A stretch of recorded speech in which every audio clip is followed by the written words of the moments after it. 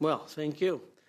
My first question, I guess, is for Mr. Jeffrey. In Newfoundland and Labrador, we've had two paper mills close in the last decade, a little over a decade, and we've got our current pulp and paper mill is on its last leg. But yet our forest is very small trees, ideal for pulp. What are some products or pivot ways that Newfoundland and Labrador can pivot our forestry industry away perhaps from paper, because the paper demand is going down, and into other manufacturing industries? Yeah, sure. That's a great question. So, on our side of the business, which we're focused on construction, solid wood, and those kinds of things, they vertically integrated in Europe to focus supply away from the pulp mills.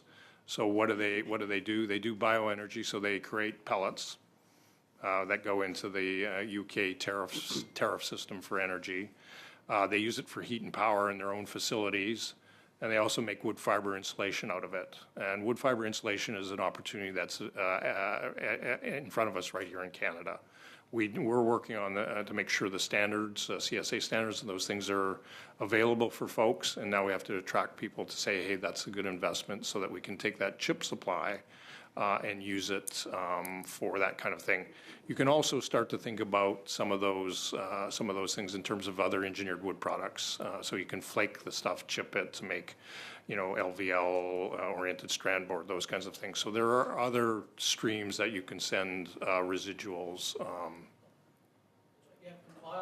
Something that's becoming big in Newfoundland. Some buildings are actually transitioning away from home heating fuel into bioenergy chip furnaces that use chips, and it's a good industry. And so, speaking of chips, Mayor Dahl, you mentioned that there's actually a shortage of chips to your mills, pulp and paper mills, and it comes from the States. Why is there a shortage of chips? Is it because it's the cost of actually foresting, the price of fuel's gone up, the permits of the restrictions of permitting is there? Why is there a shortage of chips in Canada? You mentioned large old forest. I'm just curious if there's more reason there. The main reason we have a shortage on the coast is we've lost, I think, 44 sawmills in the last 15-ish years. And those sawmills produce the chips that the pulp mills use to produce energy and pulp and paper. Synergy there between the two industries, and one without the other is lacking. Because what we're seeing in Newfoundland is kind of the opposite. Our pulp and paper mills are closing because of lack of paper, and our sawmills are having difficulties finding something to do with the chips. And we've actually had fires in my region because of the sawdust piles collecting and actually, combusting. And so, speaking of fires, you talked about how BC has some old forests, and what we're seeing now in Newfoundland is our forests getting very old. And forestry industry saying that they go in to try to get logs or lumber for logs, and it's almost too old for that.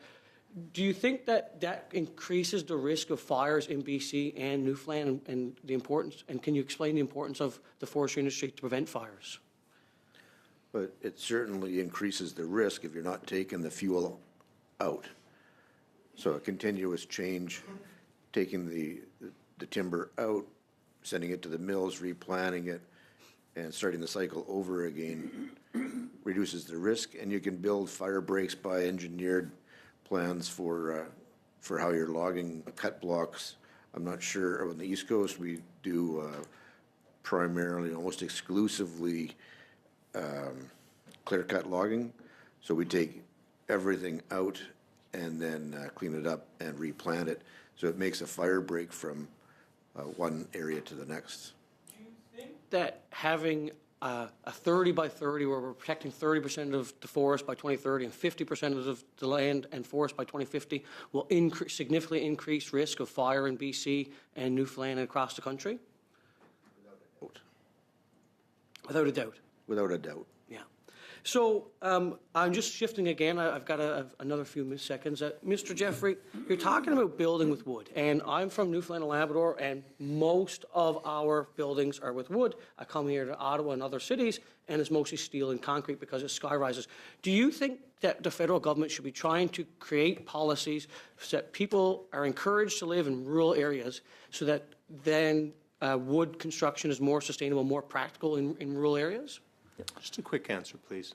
I think that we can build wood structures in urban and rural environments, and that as I said, the most affordable housing unit we can build is a six-floor building that could be built in small cities, big cities, towns, villages, that kind of thing.